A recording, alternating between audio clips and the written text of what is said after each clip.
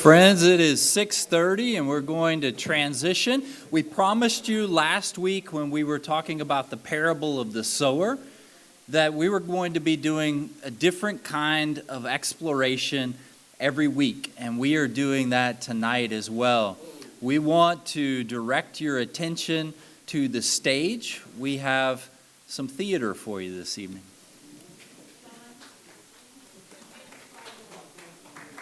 I am.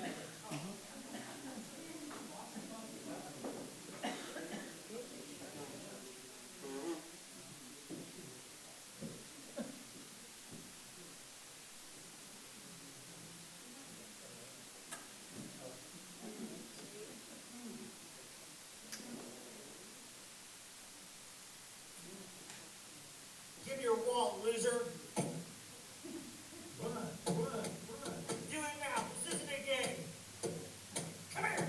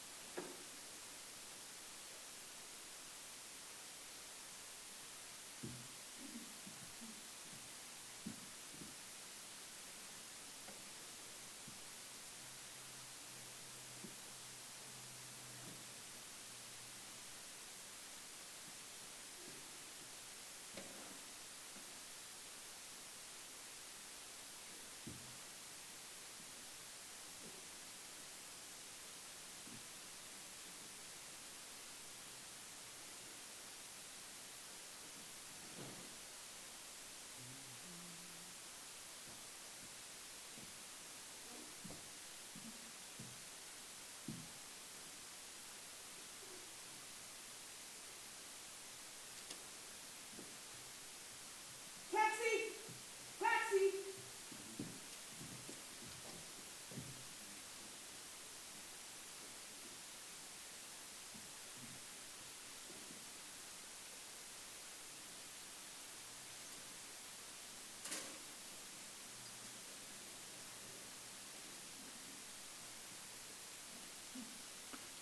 What parable are we discussing this evening? The Good Samaritan. Well, let's see if you're right or not. We actually conducted some interviews with each of the participants who are a part of this presentation, and they had some informative things to tell us about their actions that day. Mr. Mayor, there was an assault in the park earlier today. Do you know anything about that? I'm not aware of the specific instance that you refer to, but I'm aware of crimes happening throughout the city all day, and I work very closely with all of our local authorities, and we respond to these things immediately whenever we hear about something like that. What would you say if I told you we had some video surveillance of you walking by just minutes after the victim was assaulted? Are you insinuating that I ignored a crime in process? Huh? No, I would never insinuate that. I'm just stating what the video shows. I was in the park today. I was walking to my office, which is in the city hall. I walk through the park every day, and there are constantly people sleeping on the benches, unfortunately, and I do see things like that, but I'm just not aware of this instance, and I'm sorry, but I just don't have any further comment on this. Thank you for your time, Mr. Mayor. My pleasure.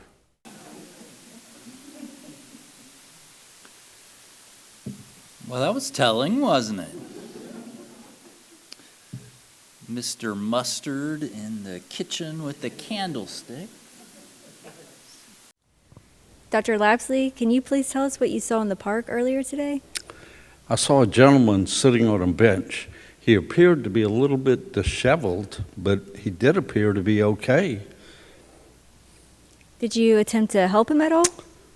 No. Earlier in my career, though, I would have attempted to help him. I'm a doctor, so I could have been helpful. I help people. That's what I'm trying to do. But now there's so many rules. If I had attempted to help him, I could have ended up as a good Samaritan being sued for medical malpractice. So I just observed him, kept on walking, and I went immediately to my office and called an ambulance. That was the best that I could do under these current circumstances. Interesting.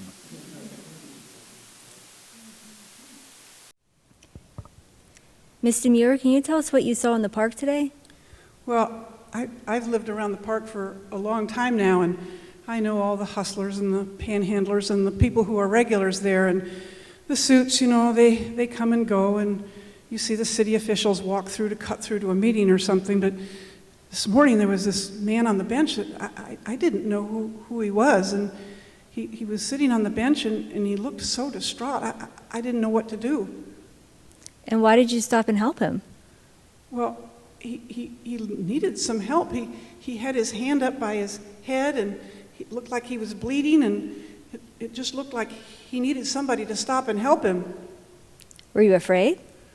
Well, I used to be more afraid than I am now to stop and help people in need, and I know what it's like to feel like you're invisible to other people, and no one else had stopped, so I felt like I was called there to help this man, and so I sat down beside him and tried to help him. What do you mean by that? Well, it's, you know, we have people and friends that they need our help, and sometimes they can't ask for it, but it's our responsibility to stop and help people that we feel like might need us. What you did was commendable. Well, I don't think it was anything terribly extraordinary. I just think that maybe more people ought to be aware of what's going on around them and of other people that might need us. Well, you truly are an inspiration, and what you did really shows the bonds we can create between our neighbors.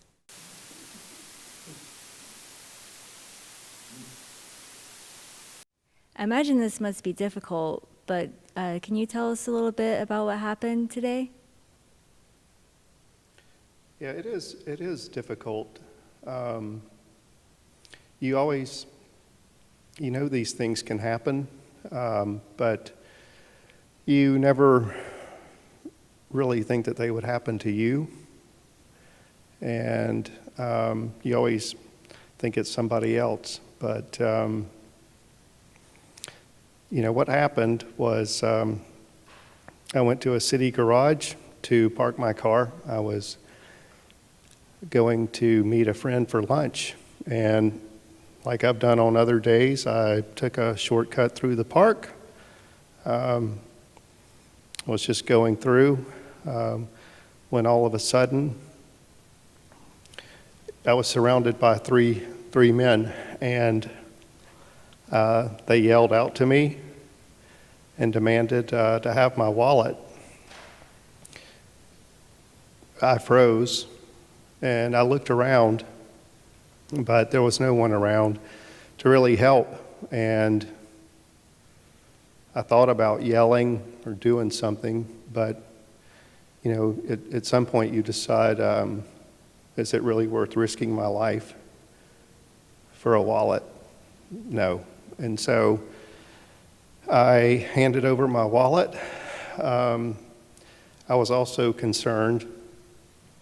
The guys had their waistbands held up. I didn't know if there was a knife or a gun. I didn't know what was going on, so I obviously handed over my wallet. I thought that was the end of it, but they actually asked me for my watch, and I gave that to them as well. And right after that happened, I got sucker punched. This is what you can see. And I got hit several times, and I fell to the ground, and the rest is really kind of a haze. It's a blur, but a lot of commotion, a lot of yelling, not from me, but from them, and a lot of footsteps running off. So they ran off. So you don't know who did this to you? No, but I can tell you this, if I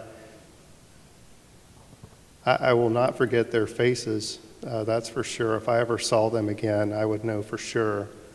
I would know for sure who it was. Really? And what happened after the attack? I was really, I guess, in a state of shock. At the hospital, they actually said I had a concussion. And so I really was clearly dazed. And, I went and I just, I sat down. I found a bench and struggled over to the bench, sat down, and, just tried to regroup. Yeah. And what happened after that? The first person that came by was actually a well-dressed man in a suit. Actually, to me, I think he's somebody off of the news, and I think he actually could be maybe a city official of some kind. And, we made eye contact. I really thought, this person's going to help me. But didn't. The person made eye contact with me and actually kept walking. Really? Did anything happen after that? And actually another person came by as well.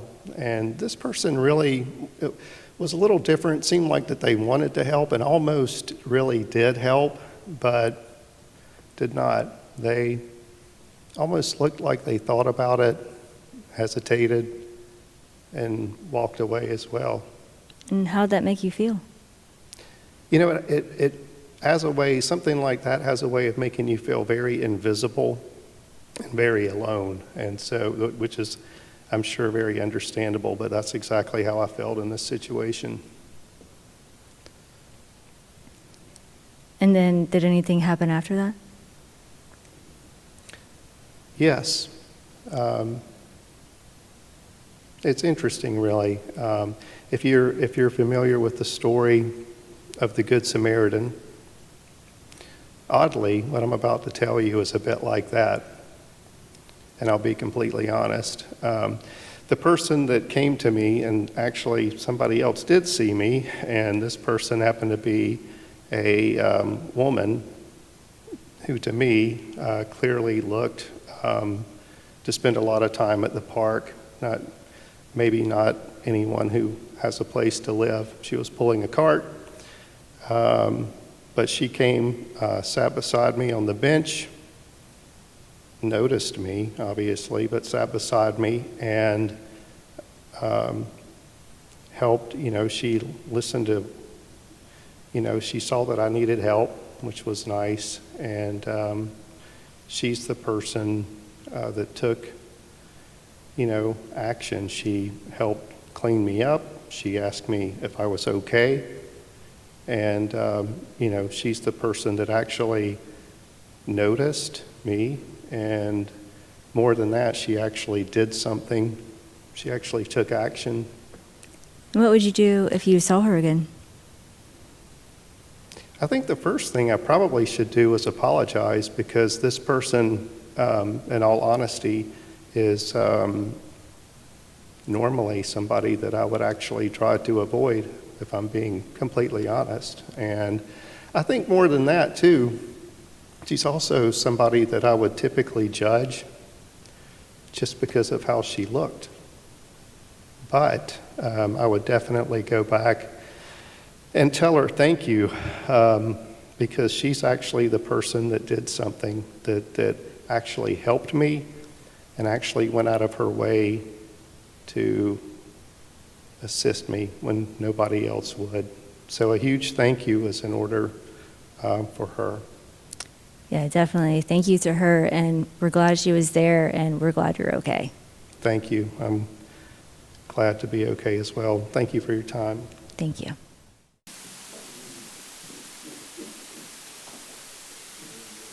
Our wonderful cast. I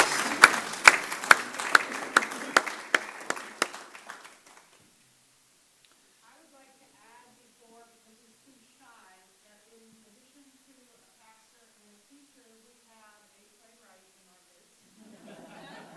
John wrote the script for this play and directed it and went out and conned all of you actors into working for free.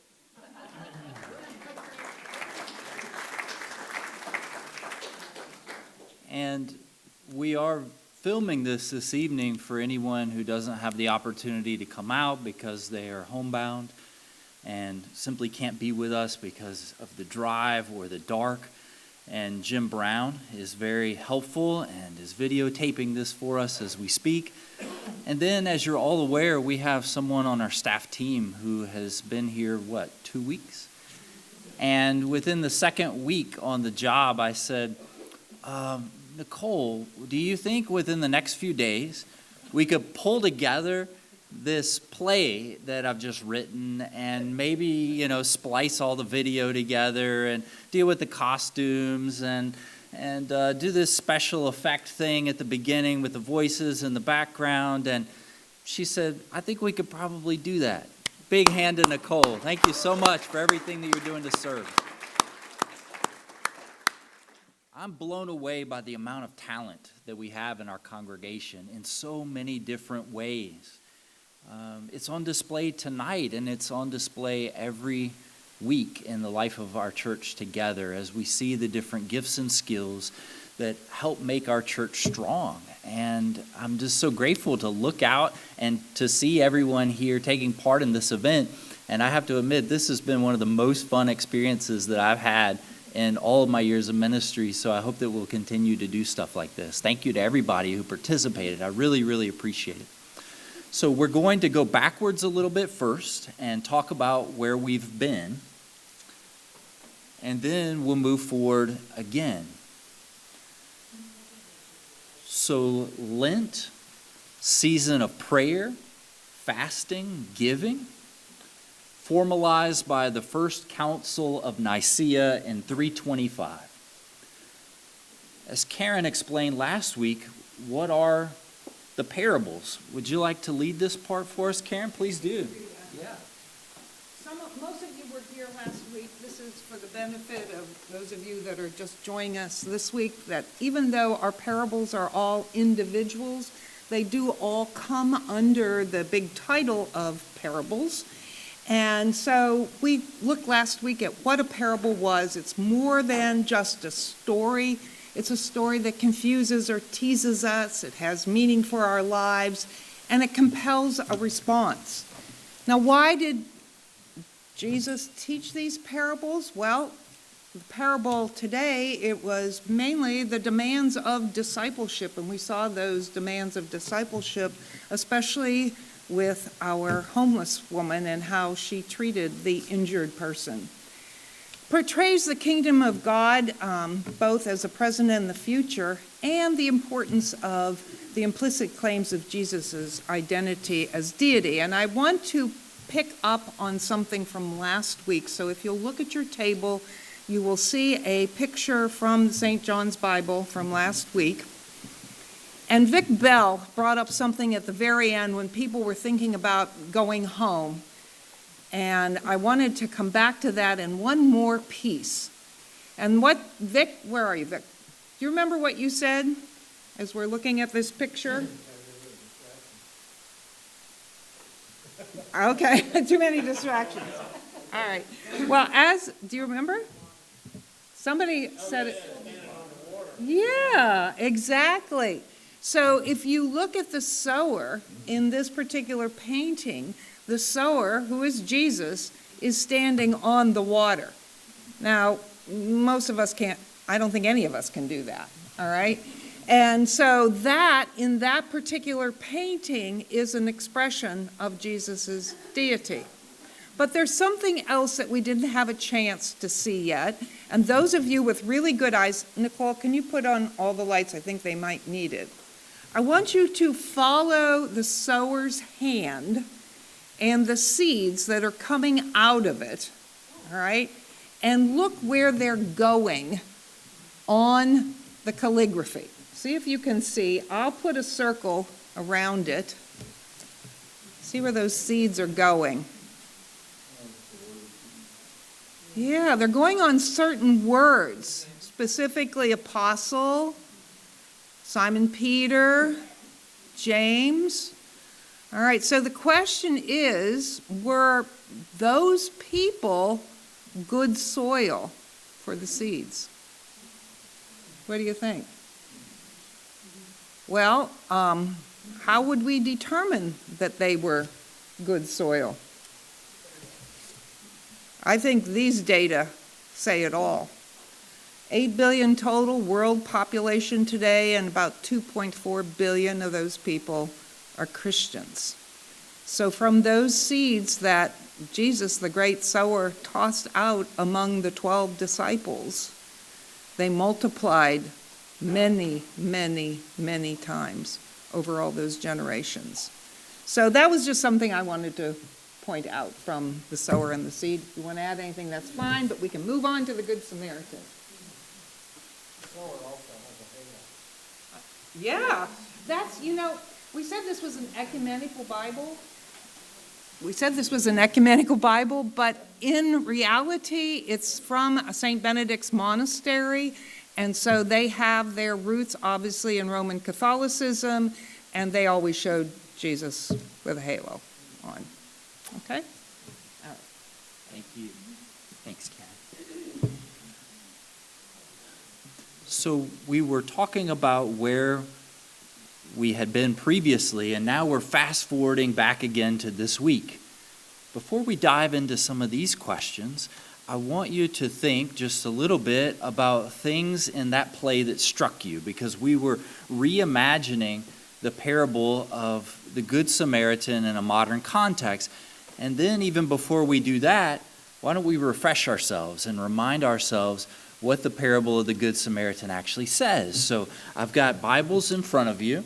We're going to turn to Luke's gospel, the third gospel, right? Matthew, Mark, Luke. In this Bible,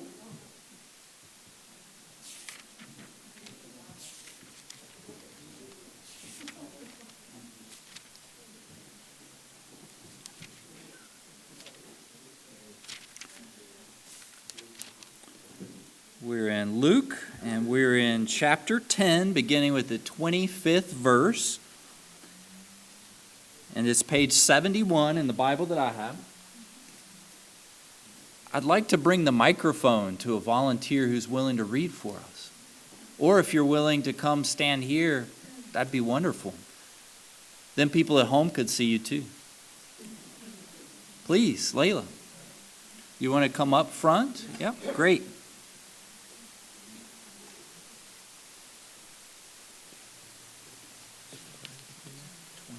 Until when?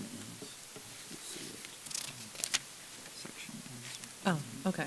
I'm sorry, no, right.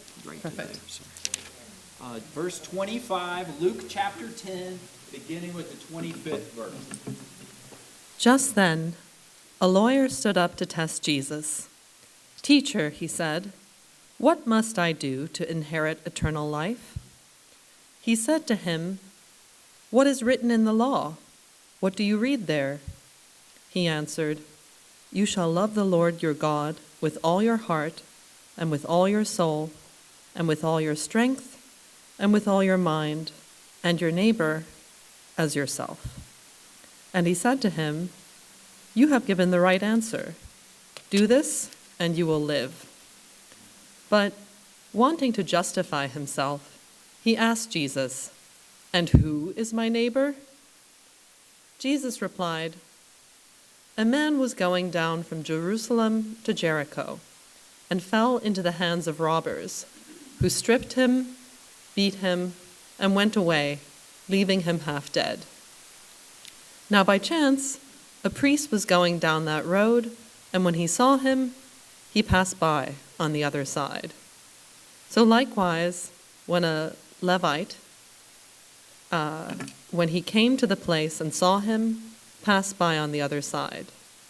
But a Samaritan, while traveling, came near him, and when he saw him, he was moved with pity. He went to him and bandaged his wounds, having poured oil and wine on them. Then he put him on his own animal, brought him to an inn, and took care of him. The next day, he took out 2 denarii, gave them to the innkeeper, and said, "Take care of him, and when I come back, I will repay you whatever more you need." Which of these 3, do you think, was a neighbor to the man who fell into the hands of the robbers? He said, "The one who showed him mercy." Jesus said to him, "Go and do likewise."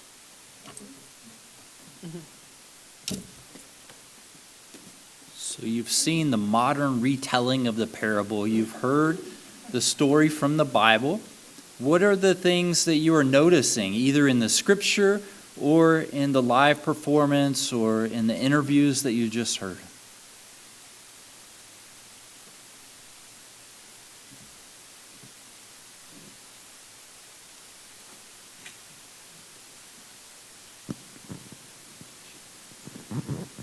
To me, the people who should have helped the injured man were the pillars of society, and they just walked right by. And the same thing is true in the parable. When you have the people who just walked by and ignore the man who had been robbed and beaten. Very well said. Thank you.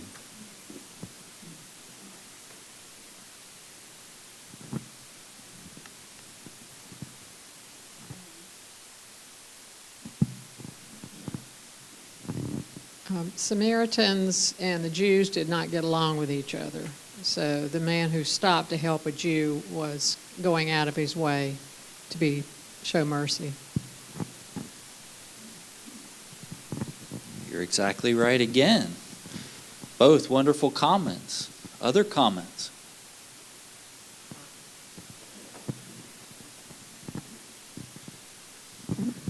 Just like in both the parable and the acting, we saw the most unlikely person to be the one to show mercy.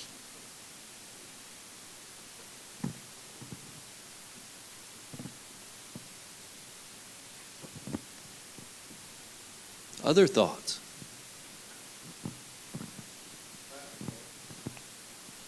Be right with you, Jim.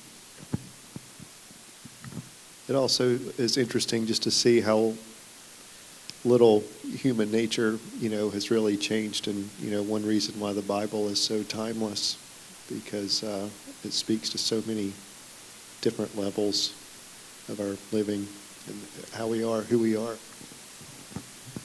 A lot of thoughtful insights this evening. Smart group. As we view this,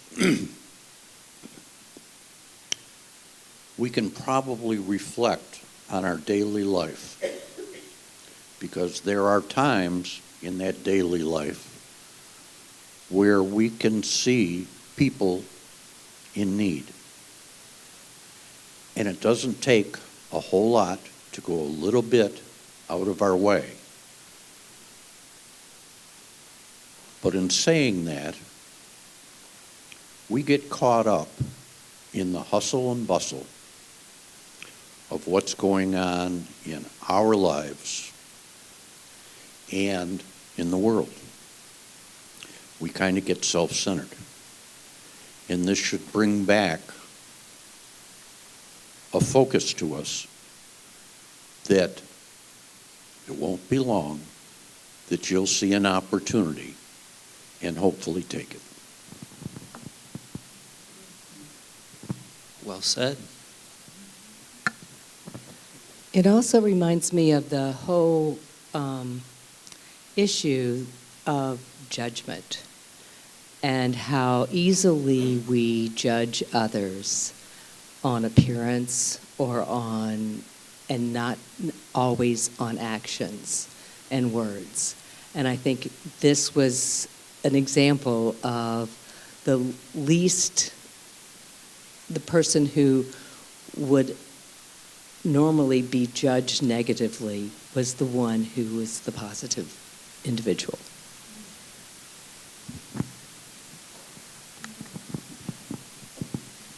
As I'm bringing the microphone to Milo, I don't know if you all noticed, I wanted to reflect on that comment just for a moment. The interview portion that you heard after the live skit, it included comments that were intentional, where you had the man who was injured asked, well, how did you feel when these people walked past you? And he said, I felt invisible. And it was intentional, too, that during the interview with the homeless woman, and they were asking her why she helped, she said, well, I know what it's like to feel invisible.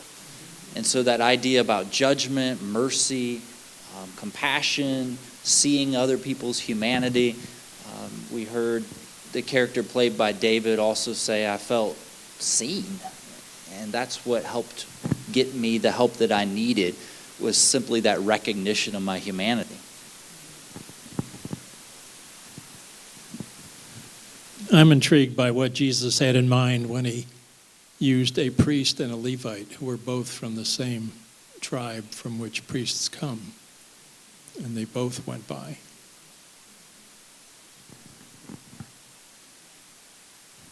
Yeah, it's easy for me as an ordained minister to pick on some of the other leaders in the community, isn't it? When this was really about people like me. So that's actually a very good point. I certainly thought about that. The message of this parable is not lost on me, nor should it be to anyone in a position of authority, that's for sure. Do we have another hand over here before I move this way? Okay. Well, the two characters in the story are Jewish. My best friend is Jewish, and I can tell you that the Jewish people that I know today go out of their way to be helpful to other people. That's just something that is ingrained in them. And it's very frightening today to see the anti-Semitism that's once again, maybe it's been hidden in the past, but rising again in this country against a great people.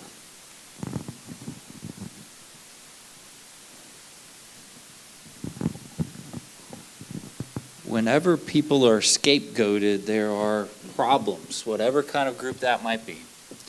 Jew, Muslim, unhoused, you can fill in the blank with a million different groups of people. No group can blanketly be called good or bad, right? We all have positive aspects, and we all have things about us that could use improvement, and that's what it means to be human, to be in that journey together. Other comments?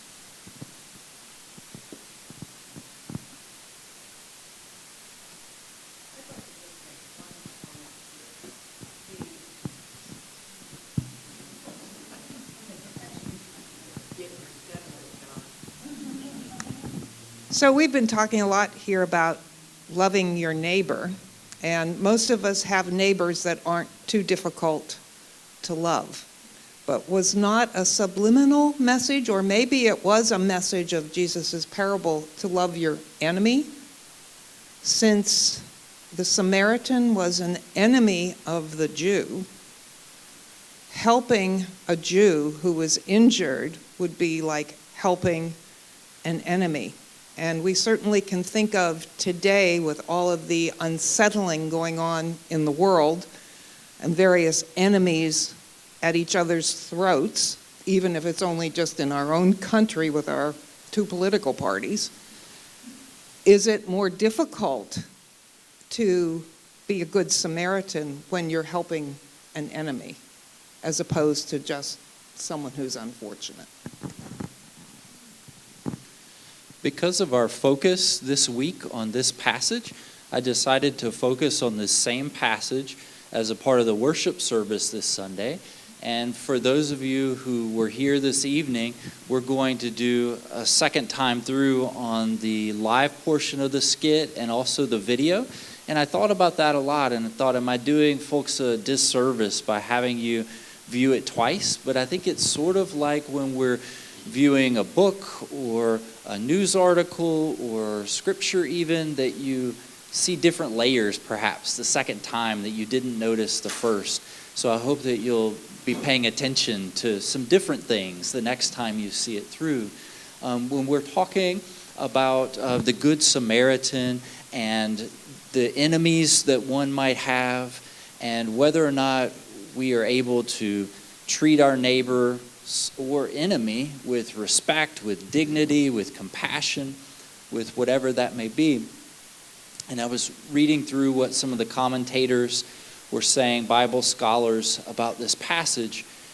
I found this one to be particularly striking. A commentator mentioned, are we able to be the recipient of help from the person in our congregation who disagrees with us the most about everything? Would we be okay having that person minister to us? And maybe that brings it home a little bit. As we transition, we've talked about Samaritans and Jews. We haven't gone in depth on the history there. You can look that up. You can also ask for more information. I would be happy to share that with you. But instead of focusing a lot there, I think it's interesting to ask these sort of overarching questions about what it means for us today. And Karen offered this question along with so much research that she's provided not only for this evening, but for all of these evenings. Should the injured person be the homeless person? Everyone passes this person by.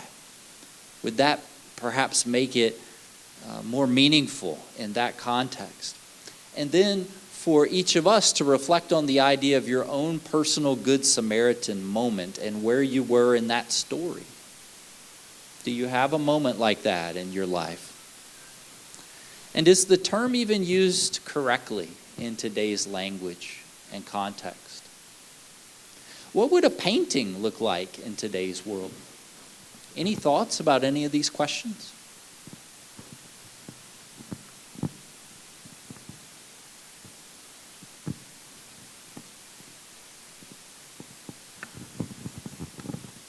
This is about a personal Good Samaritan moment. I was sitting in my living room reading, and it was about 2:30 in the afternoon, and I heard a loud noise out in the hall, and somebody was hollering, "Help, help, help." So I got up, opened the door, and there was my neighbor sitting on the floor. She had fallen in her apartment, hit her head on her coffee table. Her head was bleeding, and she was trying to get up. And she said that her personal help button did not work. Well, I, unfortunately, because of my husband's situation, have had a lot of experience with those buttons. They do work.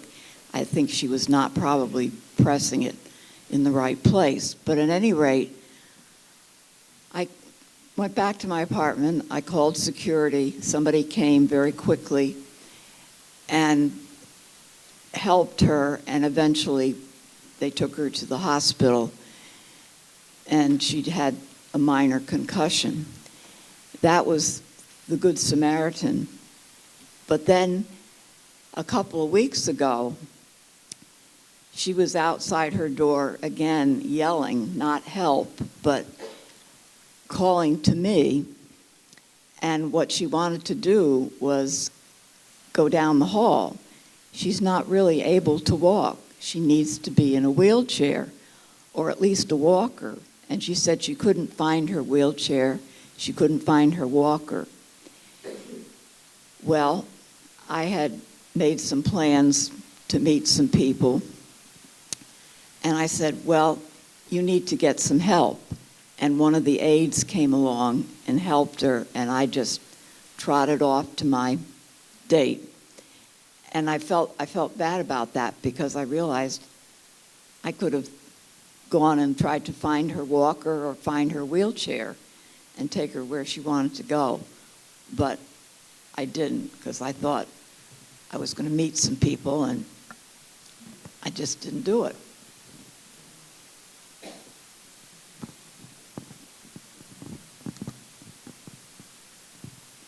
Other comments? I'm going to take the microphone across the room here. We'll start. Y'all know I'm not the talker in the family, but Tom and I were coming home one day, and we were passing Kroger, and there was a young woman. She had groceries, one child in a stroller, and another little child walking along. So I said, let's go see if we can help her. We loaded them all in the car, and it was probably 5 miles from her home. You know, if you see someone in need, ask if they need some help. They may say, oh, no, I'm fine, but you never know when you can truly help someone.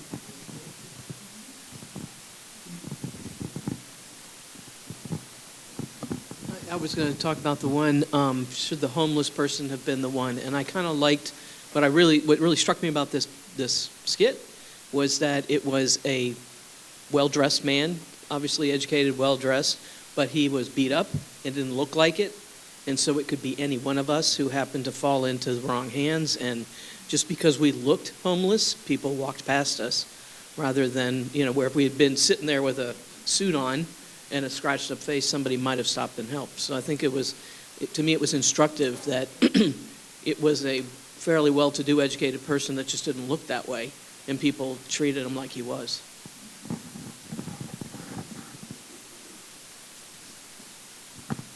You can also see the difference between the fact that you had male figures in authority and a female figure that wasn't.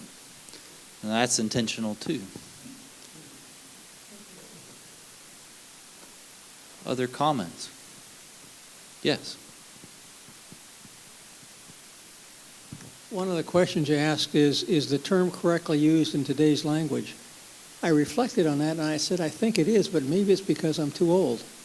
But there's Samaritan's Purse, the Good Samaritan, we hear about that, Samaritan Hospital, that the word Samaritan's in the vocabulary, I think, of at least folks our age, and whether that's true of the younger folks, I don't know, but my guess is it is.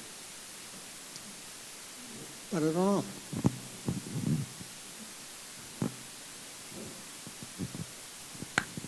But it seems like maybe it's kind of expanded to just mean someone who does a good deed, as opposed to somebody who is unexpected who does, or maybe not quite in the position to be able to be so generous when others would overlook that person in need of help. And another thing in the skit that you saw, it was meant to be unexpected that the unhoused woman pulls out money for the taxi because you're not expecting her to have anything,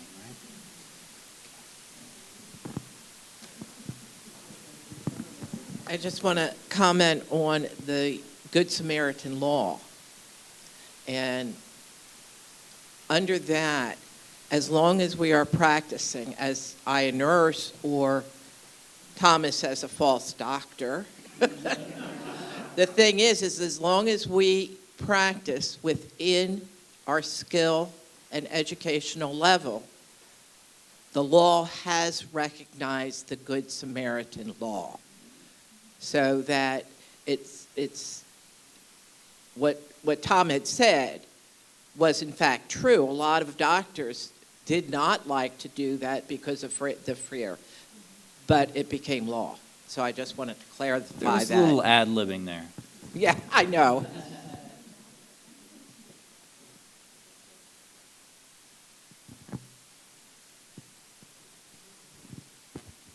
My oldest brother is a doctor. He took my two youngest girls to Hawaii at one time. I talked to them on the phone later one day, and I said, "What'd y'all do today?" And they said, "Well, we spent the morning at McDonald's." And I said, "What do you mean you spent the morning at McDonald's?" There had been an accident outside. A young woman and man had run into a fire hydrant, and everything just exploded outside the McDonald's, and water going everywhere. And he just left the kids there. Say, "Stay right here." Went outside to help them, knowing what you just said, that this law is in effect, that he's protected. Of course, he did what he could. Unfortunately, the woman died.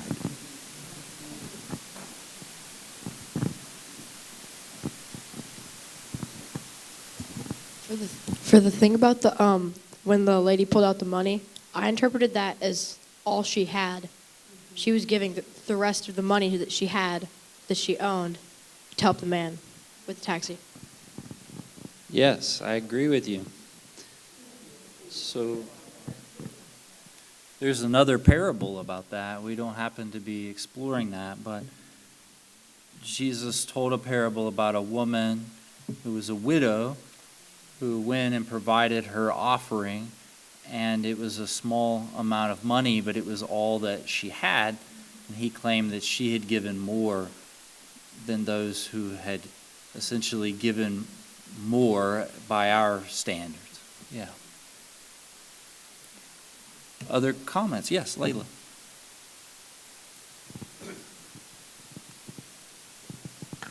Just on the point of that, there was an item that got some attention recently about someone in prison who, with his prison labor, which was, I don't know, maybe like 13 cents an hour, gathered together all of his savings from that to send to the people who are suffering in Gaza. And people were so moved because even though whatever it was, like $17, the value of it was so much higher considering what it had cost him.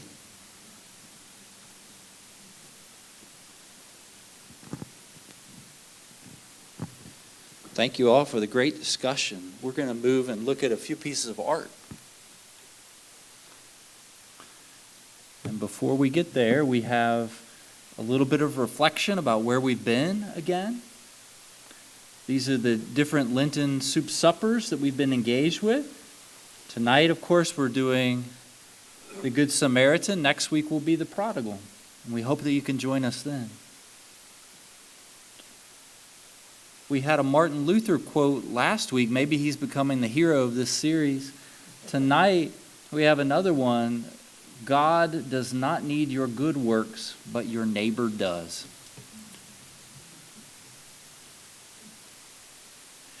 And we have various pieces of art because this is, of course, art in the parables. Layla, you were taking a picture. Do you need me to go back a slide so you can get it? No, okay. All right, so the Good Samaritan, Matthias Storm.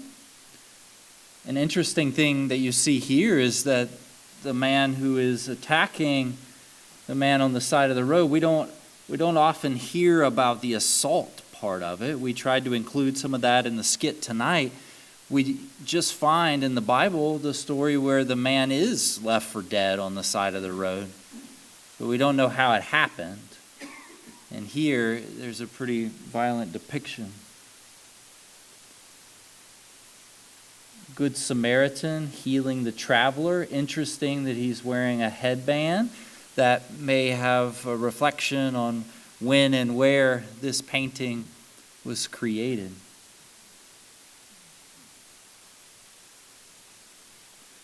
A Rembrandt version where they're showing up at the inn. If you recall in the biblical story, The Good Samaritan places the man on his own animal, and they go to the inn, and he provides some money to help for this man's care at the inn and says, I'll return, and if there are more fees, I will pay those as well.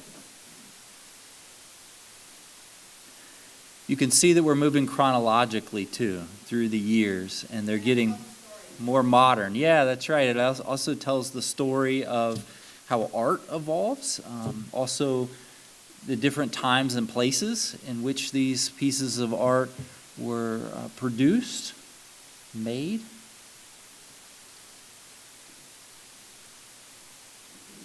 If there's anything you want to point out in any of these, please feel free.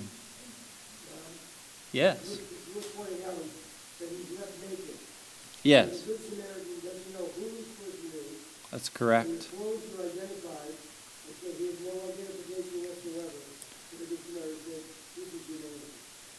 For those watching at home, and Jim has been dutifully making the camera swing around whenever folks are talking, and I'm so appreciative of that. But what Bob was just saying is that you can see in each of these depictions that the Good Samaritan is attending to a man who has been left naked. And of course, we're not going to go into all that in the church setting as far as depicting anything like that on stage, so we're doing our best to do a rough approximation, right?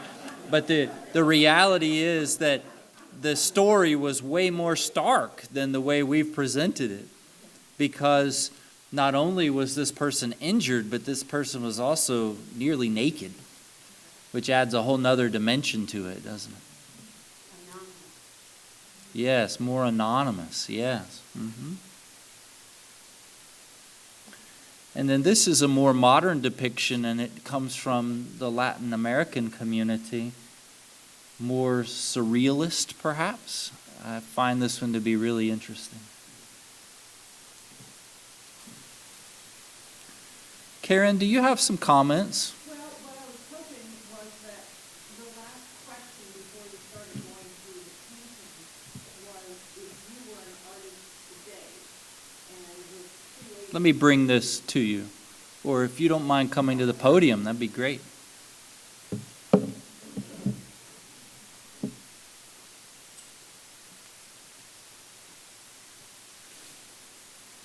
The last question that was on the page before we started the various pieces of art was if you were an artist today and you were creating a painting of the Good Samaritan in 21st century paintings, what would your painting look like?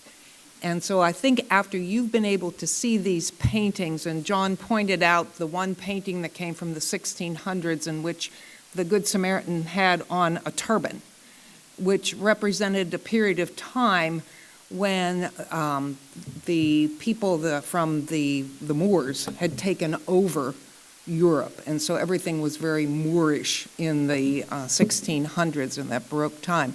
So I'd like to take a couple minutes discussing with each other at your table. You don't have to draw it, but if you were designing a painting of the Good Samaritan that would relate to people today, not everyone who sees these ancient paintings can relate to them because we didn't live during that time, and especially if you don't have a biblical background. So if it's all right with you, John, for them to do that, and then perhaps we could have a sharing time after that. So put your heads together. I'm going to design what your painting is going to look like. And if we have any artists in the audience.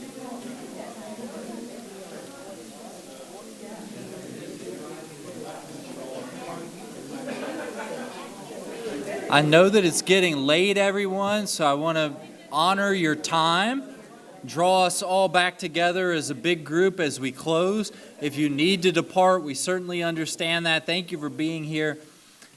Would anyone like to speak? And we don't necessarily have to have someone from every table speak, but if you have a couple of words that you'd be willing to say about your experience and what you think about how you would envision this as a piece of art today. Any thoughts? Yes.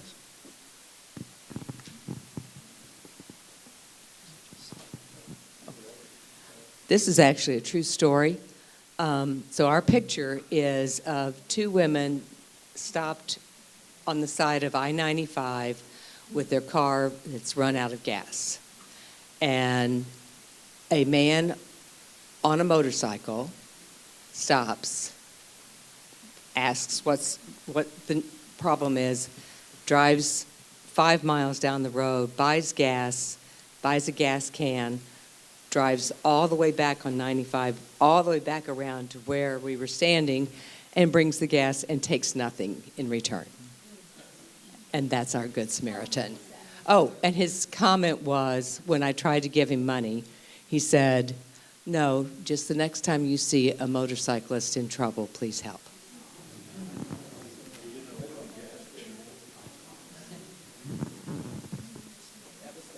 Okay, our idea of a picture, if somebody could draw it, would be a Palestinian tending to an Israeli soldier who had been injured in a Gaza demolished community.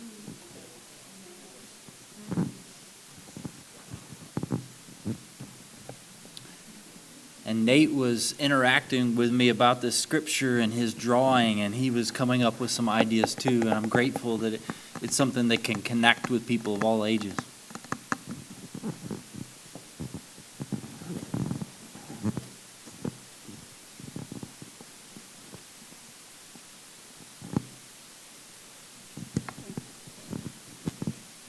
Perhaps the most poignant example that we had at our table was reminding ourselves of the numbers of friends and church members that we've said goodbye to in the recent times, and how much those people surely wanted us to reach out to them, to acknowledge them, to give them time to share what they were experiencing and what we were experiencing. Some of us did that at length, quietly, for hours and hours, and some of us didn't. And we felt that would be a picture that was poignant for us. There were a couple other thoughts.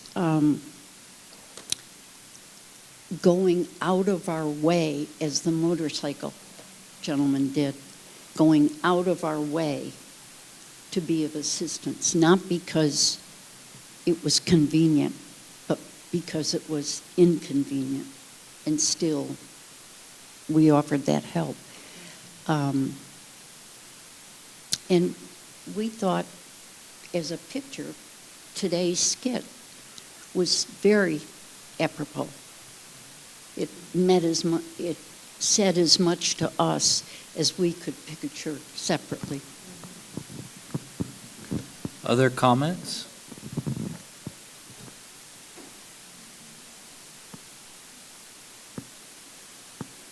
If you could flip it down just to turn it off, that would be great. Thank you so much. Oh, we have one more. Back this way. I'll take it.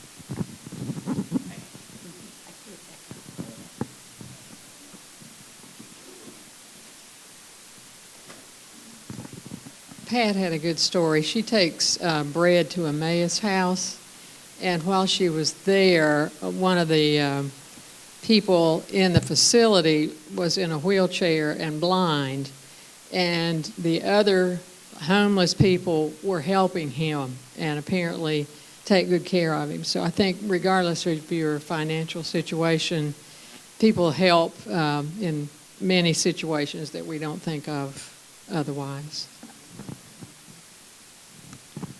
And one last closing thought. We had the St. John's Bible presentation last week, and you have that piece of artwork about the sower here on your table. And then this week, Laurel McKeith brought this to me during a meeting, and I was wondering if Laurel might be willing to speak about it for a moment. Would you be willing to come to the podium and speak?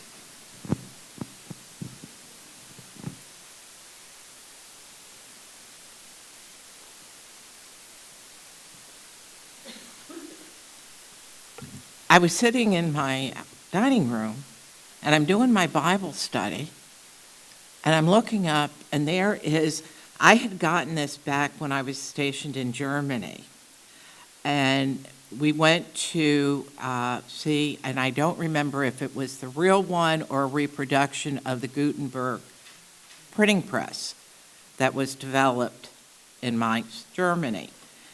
And I bought a page, of course it's a reproduction, but this was the type of calligraphy and artwork that was being done at the time. And I looked up and I said, oh my God. So I brought it in to John to see if we wanted to just display it so that you could see the type of work we were talking about the St. James Bible. So just feel free to, it's not invaluable, but it is just a reproduction, and it's in Latin, and I can't remember enough Latin to... We would like for you to recite it. I was trying to catch a couple words, but couldn't. Thank you for bringing it. It's so great to bring the concepts home and that you go home and you're actually thinking about these conversations later. I owe each of you a debt of gratitude for taking your time, for taking these conversations seriously, for engaging with the material.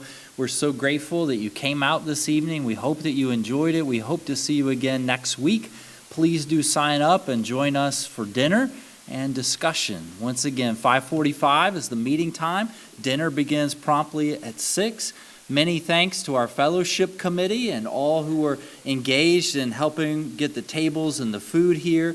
And many thanks to our discipleship committee, especially Karen Evans, for all of her research and coordination and leadership for this program. Thank you again. We're going to